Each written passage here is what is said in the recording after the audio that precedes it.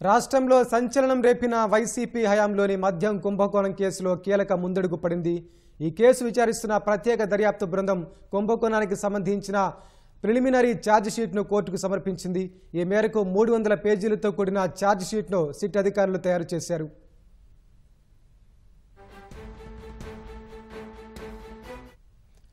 YCP హయాంలో జరిగిన మద్యం కుంభకోణం కేసు విచారణలో కీలక పరిణామం చోటు చేసుకుంది.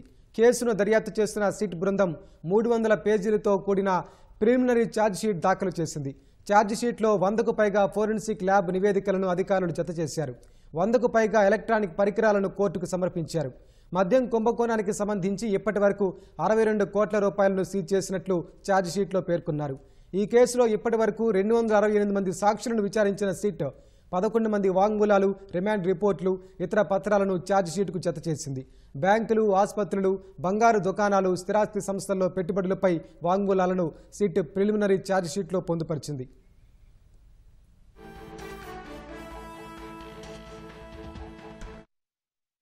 అయితే మద్యం కుంభకోణంలో వైసీపీ ఎంపీ మిథున్ రెడ్డి పాత్రను అధికారులు ప్రిలిమినరీ ఛార్జ్ షీట్లో పేర్కొనలేదు. 20 రోజుల్లో మరో ఛార్జ్ షీట్ దాఖలు చేస్తామని పేర్కొన్న సిట్ అధికారులు దర్యాప్తు కీలక దశలో ఉందని, త్వరలో మరిన్ని విషయాలు వెలుగులోకి వస్తాయని స్పష్టం చేశారు. మద్యం స్కామ్లో మనీ ట్రేడ్ జరిగిందని ఛార్జ్ షీట్లో సిట్ పేర్కొంది.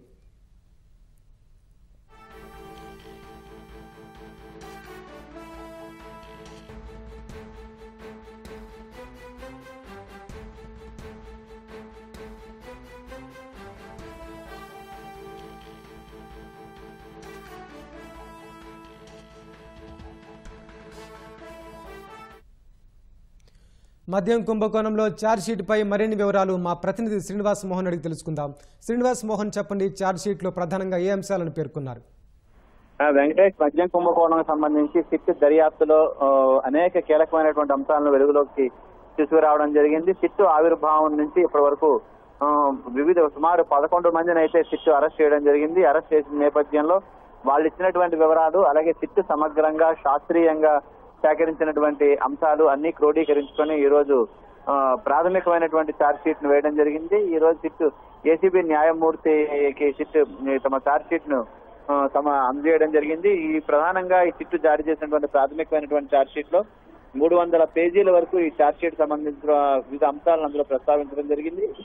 ఈ ప్రిలిమినరీ ఛార్జ్ షీట్ కి సంబంధించిన దాంట్లో 100కు పైగా రీజనల్ ఫారెన్సిక్ సైన్స్ ల్యాబొరేటరీకి సంబంధించిన నివేదికలను కూడా ఈ ఛార్జ్ షీట్ తో పాటు జత చేయడం జరిగింది. 100కు పైగా ఎలక్ట్రానిక్ గాడ్జెట్లను కూడా స్వాధీనం చేసుకుని న్యాయస్థానానికి అధికారులు సమర్పించనున్నారు. ఇందులో మొత్తం 62 కోట్ల రూపాయల వరకు నగదును సీజ్ చేసినట్లుగా కూడా ఛార్జ్ షీట్ లో ప్రస్తావించడం జరిగింది.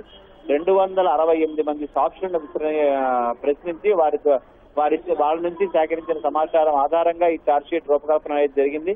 ఇప్పటి వరకు అరెస్ట్ చేసిన 11 మంది ఇచ్చిన స్టేట్మెంట్లతో పాటు వాళ్ళ తాలూకా రిమాండ్ రిపోర్టులు, ఇతర డాక్యుమెంట్లను కూడా ఛార్జ్ షీట్ లో అధికారులు జత చేయడం జరిగింది. వివిధ బ్యాంకులు, ఆసుపత్రులు, అలాగే బంగారం దుకాణాలు, రియల్ ఎస్టేట్ కంపెనీల్లో పెట్టుబడులకు సంబంధించిన వివరాలు ఇచ్చినటువంటి స్టేట్మెంట్లను కూడా ఈ సిట్ అధికారులు స్వాధీనం చేసుకుని వాటిలో కూడా ఈ ఛార్జ్ షీట్ లో పొందుపరచడం జరిగింది. ఛార్జ్ షీట్ లో ఎంపీ మిథున్ రెడ్డి పేరు ఉన్నప్పటికీ ఆయన పాత్రపై మాత్రం ఈ ఛార్జ్ షీట్ లో స్పష్టంగా ఏ అంశాలని పేర్కోలేదని చెప్పి తెలుస్తోంది. ఎందుకంటే 20 రోజుల్లో మరో ఛార్జ్ షీట్ దాఖలు చేయాలని చెప్పి సిట్ అధికారులు భావిస్తున్నారు. దర్యాప్తు కీలక దశలో ఉందని, త్వరలోనే మరిన్ని విషయాలు కూడా వెలుగులోకి వస్తాయని చెప్పి సిట్ అధికారులు చెప్తున్నారు. ఈ కేసు దర్యాప్తులో మనీ ట్రేడ్ జరిగిందని కూడా సిట్ అధికారులు ఛార్జ్ షీట్ లో పేర్కొనడం జరిగింది. మద్యం ముడుపులు సంబంధించి సెల్ కంపెనీల ద్వారా రావడం, అలాగే ఆ ముసిన మొత్తాన్ని బ్లాక్ ను వైట్ గా మార్చడం, బంగారం కొనుగోలు, వివిధ కంపెనీల్లో పెట్టుబడులకు సంబంధించిన వివరాలను కూడా సిట్ అధికారులు ఈ ఛార్జ్ షీట్ లో ప్రస్తావించి న్యాయస్థానానికి అందజేయడం జరిగింది.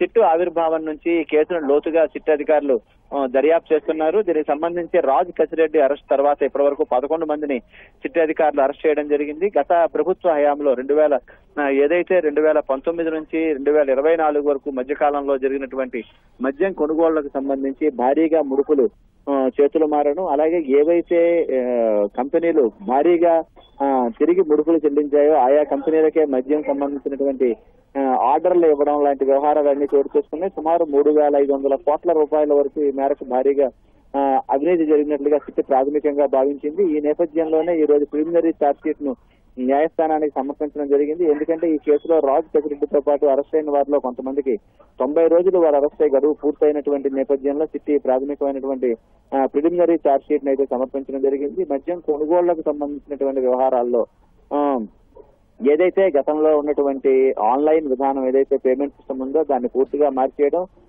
పూర్తిగా వివిధ రకాల పద్ధతుల్లో మద్యం పాలసీ రూపకల్పన దగ్గర నుంచి మద్యం సరఫరా వ్యవహారాల వరకు అనేక మార్గాల్లో ఒక హవాలా తరహాలోనే మొత్తం వ్యవహారం అంతా సాగడం, తమకు అనుకూలంగా ఉన్నటువంటి వాళ్ళకి లబ్ధి చేకూర్చేలాగే ఒక డొల్ల కంపెనీలను సృష్టించడం, అలాగే ఏవైతే డిస్టిలరీలు ఉన్నాయో డిస్టిలరీలకు సంబంధించిన వ్యవహారంలో కూడా కొన్ని బినామీ ట్రాన్సాక్షన్స్ కూడా జరిగినట్లే కూడా సిట్టు ప్రాథమికంగా గుర్తించడం జరిగింది. అయితే అంతిమ లబ్ధిదారికి మద్యం సంబంధించినటువంటి ముడుపులు చేరవేసే దశలో వివిధ రకాల పద్ధతులను వీరు అనుసరించినట్టుగా కూడా తెలుస్తోంది. ఇందుకు సంబంధించి భారీగా రాష్ట్రంలోనే కాకుండా ఈ రాష్ట్ర బయట కూడా భూములకు సంబంధించిన కొనుగోలు చేయడం, అలాగే బంగారానికి సంబంధించి కొనుగోలు జరపడం, అలాగే విదేశాల్లో వివిధ కంపెనీల్లో పెట్టుబడులు పెట్టేందుకు కూడా ప్రయత్నాలు చేసినట్టుగా సిట్ అధికారులు గుర్తించింది. దీనికి సంబంధించి శాస్త్రీయంగా సేకరించినటువంటి డాక్యుమెంట్స్ అన్నిటినీ కూడా వాటన్నిటికీ ఫోరెన్సిక్ సంబంధించినటువంటి వివరాలన్నింటినీ క్రోడీకరించి మొత్తం అంశాలతో సిట్టు తమ ప్రాథమిక ఛార్జ్ షీట్ ని అయితే సమర్పించడం జరిగింది. మరిన్ని ఇంకా ఛార్జ్ షీట్ లో ఏ అంశాలు ప్రస్తావించారు అనే విషయాలు అయితే ఇంకా కొంత సమయం పడుతుంది వివరాలన్నీ బయటకు రావడానికి. సుమారు 300 పేజీల ఛార్జ్ షీట్ అయితే రూపొందించి ప్రిలిమినరీ ఛార్జ్ షీట్ అయితే న్యాయస్థానానికి సమర్పించినట్టుగా తెలుస్తోంది. మొత్తం మద్యం కుంభకోణానికి సంబంధించినటువంటి పాత్రదారులు, అలాగే విచారణలో ఇంకా చాలా కీలకమైనటువంటి అంశాలు మరిన్ని లోతుగా దర్యాప్తు జరిపి వెలుగులోకి తీసుకురావాల్సిన అంశాలు కూడా ఉన్నాయని చెప్పి సిట్ అధికారులు భావిస్తున్నారు. ఈ నేపథ్యంలో మరింత లోతుగా దర్యాప్తు జరిపేందుకు ప్రాథమికంగా వాళ్ళు ఏవైతే వివరాలు సేకరించారో వాటితో ఛార్జ్ షీట్ రూపకల్పన చేయడం జరిగింది. ఇంకా మరింత లోతుగా కూడా ఈ కేసుని దర్యాప్తు జరగబోతున్నారు. ఎందుకంటే తవ్వే కొద్దీ చాలా వరకు ముడుపులకు సంబంధించిన వ్యవహారాలే కాకుండా ఇతరత్ర అంశాలు కూడా చాలా వరకు బయటపడుతున్న నేపథ్యంలో మద్యం కుంభకోణాలకు సంబంధించి అధికారాన్ని అడ్డం పెట్టుకుని జరిగినటువంటి మొత్తం బండారాన్ని అంటే బయట తీసుకొచ్చే ప్రయత్నంలోనే సిట్టు చాలా వరకు సఫలీకృతమైంది. వాళ్ళకి సంబంధించిన సేకరించినటువంటి డాక్యుమెంట్స్ అన్నిటితోనే సహా ప్రిలిమినరీ ఛార్జ్ షీట్ అయితే సమర్పించడం జరిగింది. ఇప్పటి వరకు అరెస్ట్ చేసినటువంటి 11 మంది నిందితుల తాలూకా ఇచ్చినటువంటి వాంగ్మూలాలతో పాటు వాళ్ళు ఏ విధంగా ఈ ట్రాన్సాక్షన్ జరిగాయి అనే విషయంలో వాళ్ళు పేర్కొన్న అంశాలను కూడా ఈ ఛార్జ్ షీట్ లో పొందుపరచడం జరిగింది.